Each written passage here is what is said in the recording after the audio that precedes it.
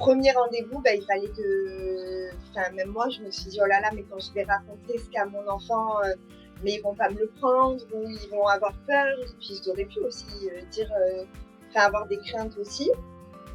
Et finalement, quand j'ai raconté mon histoire, on a fini par toutes pleurer.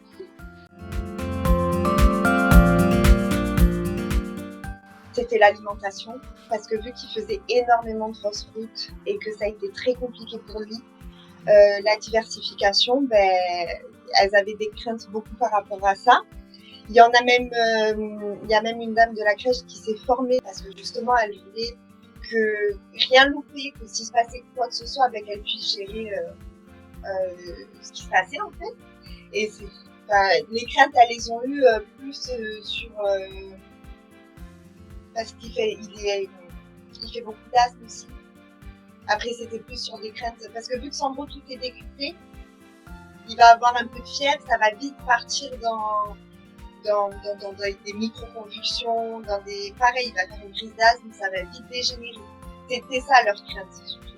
Mais on a mis en place des PAI, donc elles avaient le droit de donner certains traitements.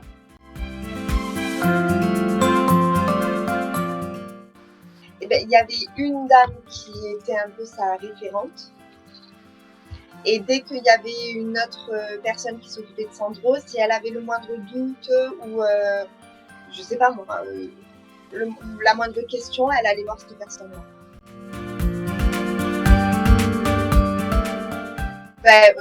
Franchement, on a eu une relation magique.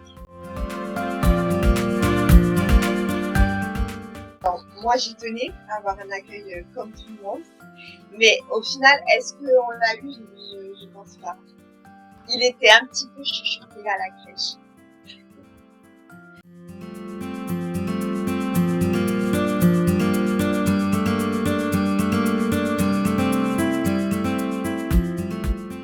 Pour nous, c'était vraiment très important de l'inclure dans notre projet pédagogique et d'arriver à aménager par des petites choses au quotidien et en rassurant les équipes, en les rassurant sur des petits gestes simples du quotidien, en les formant également, mais en fonction de chaque enfant. Tout simplement pour avoir une place dans la société. La crèche, nous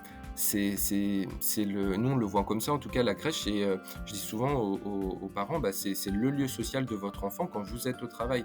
C'est pas juste un mode de garde, c'est là où l'enfant doit avoir sa propre vie sociale dès son plus jeune âge pour expérimenter les choses, pour explorer.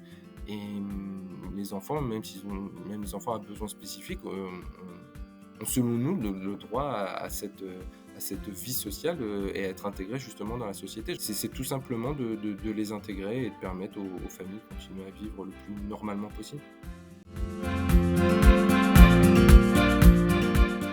Je pense qu'ils peuvent avoir une grosse appréhension au départ, mais après le fait d'échanger avec les autres parents, de voir que leur enfant est regardé différemment justement par les autres parents qui ont l'habitude de voir cet enfant, d'emmener son enfant comme n'importe quel autre parent, de voir son enfant participer aux autres jeux que les autres enfants.